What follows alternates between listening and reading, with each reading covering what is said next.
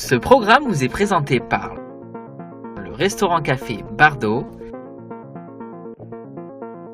l'agence immobilière Invest Miami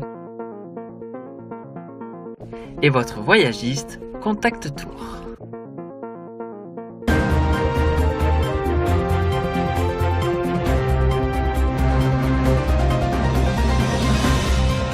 Bienvenue dans le journal de Bonjour America, je suis Audrey Mazins, tout de suite l'actualité.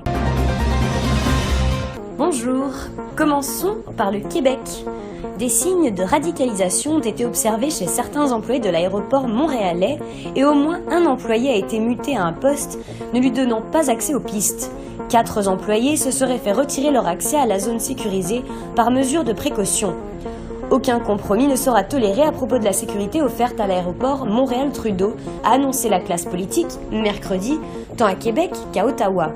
L'aéroport Montréal-Trudeau est sans doute l'un des lieux les plus sécurisés qui soit, et cela est vrai pour tous les autres grands aéroports du pays qui sont assujettis aux mêmes lois et règlements en matière de sécurité et de sûreté. À Winnipeg, le Premier ministre Justin Trudeau a indiqué que la sécurité du transport aérien était une priorité de son gouvernement. En France maintenant, Benoît Hamon regrette profondément que Jean-Luc Mélenchon refuse de se rallier à lui. Quelques minutes avant, Jean-Luc Mélenchon avait balayé sa proposition d'alliance. Mélenchon a dit qu'il ne voulait pas négocier, ne pas être en compétition avec Hamon. Maintenant, l'étape pour nous tous, c'est de rattraper Fillon et une fois qu'on l'aura fait, de rattraper le suivant, a-t-il clamé.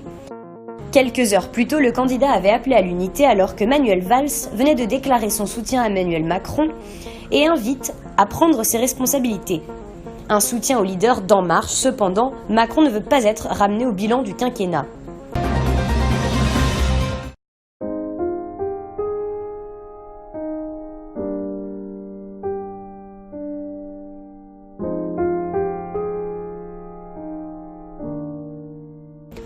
Au Royaume-Uni, une minute de silence a été observée à 14h40 locale hier, mercredi, sur le pont du Westminster, en hommage aux victimes de l'attentat perpétré à Londres mercredi passé. Des centaines de personnes se sont réunies pour honorer la mémoire des 4 victimes de l'attaque commise la semaine dernière aux abords du Parlement britannique. Une 50aine de personnes ont également été blessées dans cette attaque. Parmi les personnes réunies sur le pont figuraient des membres de l'organisme islamique organisation Ahmadiyya Muslim Youth Association qui brandissaient des banderoles proclamant « L'amour pour tous, la haine pour personne » ou encore « L'islam signifie la paix » ou « L'islam dit non à la terreur ». Au Moyen-Orient, Ankara a annoncé mercredi 29 mars la fin de son opération militaire dans le nord de la Syrie. Le Conseil de sécurité nationale, dirigé par le président Recep Tayyip Erdogan, a annoncé que l'offensive de 6 mois avait été couronnée de succès, tout en confirmant à la fin de l'opération. Le Premier ministre Binali Yildirim n'a cependant pas exclu d'autres campagnes dans le pays. Erdogan a déclaré que la Turquie voulait travailler avec ses alliés, mais sans les milices kurdes, à la requête de Raqqa, la capitale de facto du groupe État islamique en Syrie.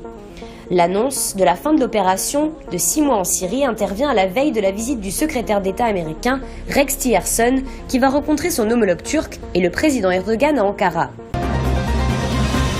Aux États-Unis, un juge fédéral à Hawaï a indiqué mercredi qu'il prolongeait l'injonction bloquant le décret migratoire du président Donald Trump jusqu'à ce que la poursuite de l'État ait été entendue.